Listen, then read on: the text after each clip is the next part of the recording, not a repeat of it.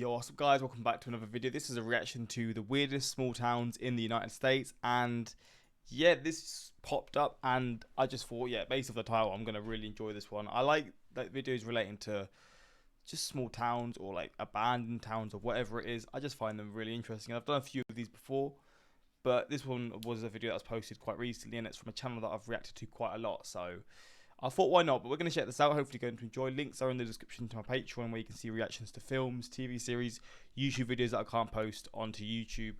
And you can also suggest things that I can't react to on YouTube on there as well. But yeah, links are there for those interested. But let's check out some of these small towns. And if you're from one of them, or you happen to be just from a small town that's known for something special or for being haunted or whatever, let me know in the comments. And maybe that could lead me to doing a reaction to individual, like videos focused on one town, like the creepiest town in the US or just something like that, you know. But yeah, we're going to check this out and see the weirdest small towns in the United States. The American road trip, an experience full of gas station snacks, tourist traps, and eventually a destination worth sending a postcard about.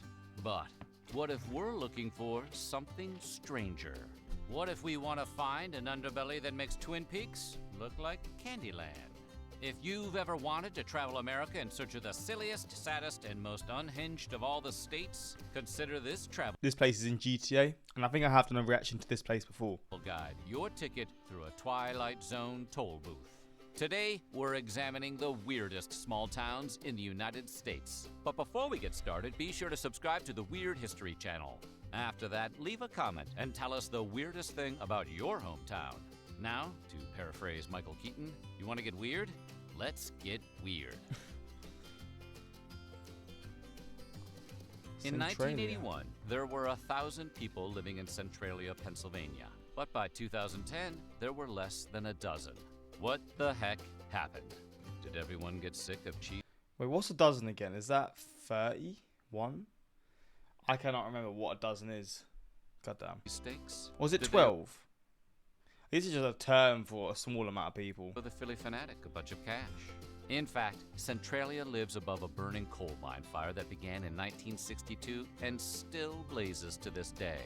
Wait, so this place is still on fire? What? And there's no sign of stopping soon. Experts believe it may burn for another 250 years. The town is full of sinkholes, toxic smoke, gas. Even the highway is hot to the touch. What? Plus side, you could probably cook a cheesesteak on that blacktop. Wait, what? This place is on fire, and it's been on fire for years, and it's gonna be on fire for another a few more 100 years, or at least, or whatever. If for some bizarre reason this sounds like a place you'd like to live, you can't. In 1992, the state of Pennsylvania seized all the property in the town and condemned it. They allowed the residents to stay, but once they're gone, that will be the end of Centralia. Brutal. 58 miles southeast of Anchorage, Alaska, there is a town called Whittier. And if you're the type of person who needs your space, we'd recommend you stay much further than 58 miles away from Whittier. Because in Whittier, every single resident Oh, I've heard about this place. They all live in the same building. lives together in one building. Kind of like if the grandparents' bed in Willy Wonka and the Chocolate Factory had its own zip code. The 14-story Begich Towers, originally an army barracks, is home to the 214 people of Whittier, Alaska. The tower grew to include a police station, a post office, store. I find this stuff so interesting. I would love to. I don't know if I have before or not. I'd love to do a video just looking at this place, because this is the whole city. I mean, you saw a picture of it. There's stuff like stuff outside, but this is gonna have the shops again, the post office, the police station. Like, this sort of stuff baffles me. Church, playground, bed and breakfast, health center, and video store. Wow. We don't know what's more remarkable. The fact that 214 people of a city live in just one building. This one building has a bed and breakfast for any extremely adventurous tourist who happen to pass through. Or that this one building still has a video store. And in this case, if you're not kind and don't rewind, literally everyone in the city will know about it. Crazy. Monoi, Nebraska. Whittier had too many people in one place for you? Try Monoi, Nebraska. Monoi. Got it close. I mean, Monoi was not too far. Home to just one resident. No, seriously, Wow. The entire city is occupied by a single human being. Talk about an introvert's paradise. Or don't talk about it since you're introverted. Elsie Eiler is the sole resident of Monoi, Nebraska. Like Will Smith in I Am Legend. She's the town's mayor, bartender, librarian, and presumably both its vigilante superhero and its cop who doesn't think caped freaks should take the law into their own hands. She also pays taxes to herself, which her accountant must love. Wow. She's probably her accountant too. That's a little loophole, to be fair. But the population of Monoi used to be twice as big, as Elsie was married to her husband Rudy until his passing in 2004. That's sad. Colma, California. Colma, California takes up 2 This town looks much bigger than the other ones. square miles of space, and within those 2 square miles lay 17 cemeteries. That's a lot of cemeteries. This video is really interesting, man. I didn't know they were going to be showing these like completely like different like unique towns. I just thought they were going to be just a bit small. Nah, there's crazy things to all of these places. If the zombie apocalypse hits and you find yourself passing through Colma, just keep right on driving. The San Mateo County necropolis has been dubbed the City of Souls because it hosts an estimated 2 million dead people and only 1,200 live ones. That means for any one living human, there are 1,667 deceased folks. And when the middle school hosts their co-ed Dead Alive dance, you know they're all gonna be on one side of the gym. This wildly skewed ratio began when bodies were transported to Colma from San Francisco to make room, an arrangement we're sure the truck drivers moving all those skeletons had 0 questions about. And among this cavalcade of corpses lie famous folks like Wyatt Earp and William Randolph Hearst. Imagine thinking you were going to be laid to rest in the city, only to find yourself haunting an overcrowded boneyard in Colma, California. Miracle Village, Florida.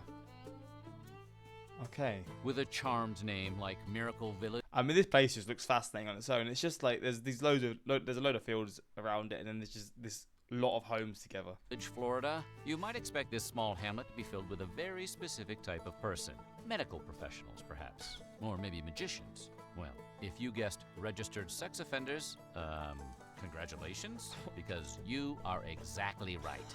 Miracle Village is a small housing development outside of Pahokee, Florida, that's home to more than 100 registered sex offenders. Is this the one that I think I done a reaction to this on my Patreon, this place? I didn't know it was just in the middle of nowhere, though. I thought it was in the middle of a city. Yeah, I've done a reaction to this place. I was baffled by it. Unless it's another one as well, because that one was in Florida too. And yeah, if you're on the register, is it the registry? I don't know. If you're registered as a sex offender, I guess you live here to be safer and stuff, I guess. Because if not, people are going to want to beat you up, or worse. Most likely worse. It was founded by a minister named Richard Witherow, who worked in prisons for 30 years. Witherow created the development as a place for recently released sex offenders to live, while reintegrating into the community. And he and his ministry, Matthew 25, oversee the development and have final approval over who is permitted to live there. Crazy. Slab City. Remember the scene in Into the Wild where Emil Hirsch meets Kristen Stewart in that very strange, seemingly lawless town? Remember Into the Wild? That unusual town would be Slab City, California, referred to by its residents as the last free place in America.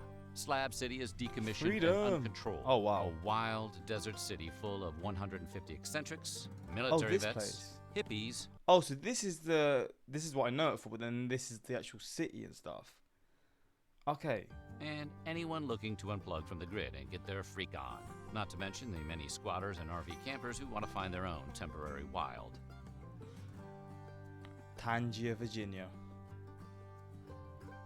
Tangier, Virginia, located on the appropriately named Tangier Oh, it's literally in the middle of nothing. It's just a small little island. Island in Chesapeake Bay is one of the oldest cities in America and one of the weirdest sounding. Not the name itself, though Tangier sounds more like an artisanal gin company than a city, but the way its residents speak. Oh, see, I've done accent videos recently as well, and I think this is one of the accents that I heard. Linguists say members of Tangier, which we'd love to call Tangerines, have a unique accent unlike any other place in the U.S. The local dialect is an odd mix of a standard American accent and old British twang. Some historians theorize that Tangier talk is how the founding fathers and early settlers of America may have sounded, but we think they're all just practicing their Katharine Hepburn accents. Hey, we have a video about that. Hell, Michigan. Hell? What? Hell on Earth exists. And during the winter, it does indeed freeze over. Hell, Michigan is a small town close to Ann Arbor, known for the home of the University of Michigan. But Hell has its own college, Damnation University, or Damn You for short. Where can I get a Letterman jacket? You see, Hell has embraced its unique name, given in the 1840s when a founder quipped, "You can name it Hell for all I care." Originally a milling town and later a town full of bootleggers, Hell leans into the hell of it all, offering satanic churches to get married, ice cream shops called the Crematory that sling gravedigger Sundays, and pastries to die for at the Hellhole Diner. This is one satanic place. What the fuck? If you want to buy a piece of hell, you can head to gotohellmichigan.com and purchase a plot of land yourself. Just be careful of the neighbors. I guess it's a good money-making method, I guess, you know. Gibsonton, Florida again. Gibsonton, Florida contains 14,234 residents, Okay, and most of them are straight-up carnies. When carnivals are in the off-season, many of their workers, from ride operators to sideshow human attractions, head to Gibsonton, or Gibtown as many call it, to relax in a warm and welcoming climate. The town was even the subject of an X-Files episode titled Humbug, although none of it was actually filmed there. At one point, the town fire chief was an 8-foot-tall giant and featured what was at the time the only post office with a counter situated at a height where people with dwarfism could use it. Bro, this guy is flipping huge. Seems like a lovely place to live, but the initiation rite, where presumably everyone gathers around and watches you stick your head in a tiger's mouth, is a little much. Scottsboro, Alabama. Ever lose your luggage on a flight? Don't scream at an attendant or rage tweet up a storm. Instead, gather your hiking equipment and backpack through the Appalachian Mountains to Scottsboro, Alabama, because statistically, your luggage is lost there. Scottsboro, Alabama is home to the Unclaimed Baggage Center, or the UBC if you like to save time when you speak. Started in 1970 by Doyle Owens, the center now takes up 40,000 square feet of downtown Scottsboro, and they receive a whopping 1 million unclaimed bags and suitcases every year. No amount of uniquely colored tag is going to save you from that. Most commonly, the UBC finds clothing and electronics. But for more adventurous treasure seekers, the center contains a museum featuring the most unusual found items, including a $20,000 painting, the guidance system for an F-16 fighter jet, and a NASA space shuttle camera. And you just know that thing doesn't have an airplane mode. Damn. The village is Florida again. Okay.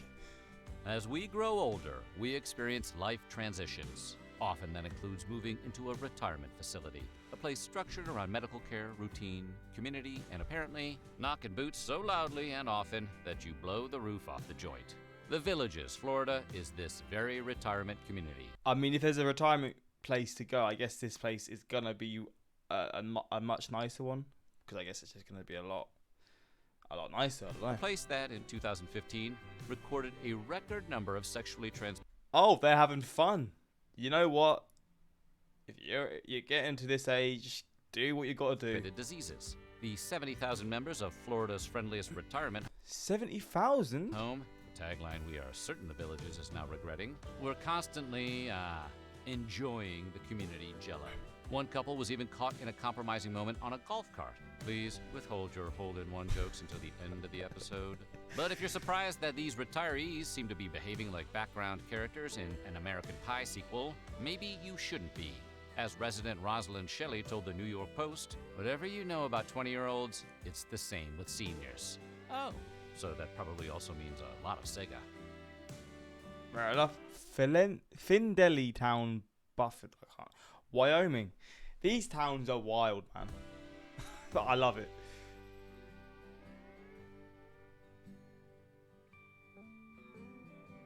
Don Sammons, his wife and son were the 3 sole residents of Buford, Wyoming, which is 300% more people than the population of Monoi, Nebraska, for those keeping score. But in 1995, Sammons' wife passed away. Then in 2007, his son moved away from home. So Sammons got fed up living by himself and decided to put the town up for sale. Wait, you can just do that? Is there a Craigslist section called Geography we've been missing? Sammons put the town up for sale in 2012, and the highest bid came from coffee magnate Pham Dinh Nguyen, who purchased it for $900,000. Decent amount of money, to be fair. Nguyen renamed the city after his coffee brand, changing Buford to the more mouthy Fin Deli Town Buford. Wow. If you visit the one gas station in town, you'll be sipping Fin Deli coffee and nothing else. I guess it's quite a smart thing to do, to be fair. I guess this is like quite a... there's not many people who live here, or many shops or gas stations around, so it's a quick stop here, and you probably made a lot of money from this. And you'll like it. Looks quite cool as well. Casey, Illinois. Ever wanted to feel like a cast member of Honey, I Shrunk the Kids? Head on over to Casey, Illinois, a town full of ginormous objects that would even give DeMontis Sabonis a Napoleon complex. Casey, Illinois was founded in 1834, is about 2 square miles in size, and has a population of around 3,000.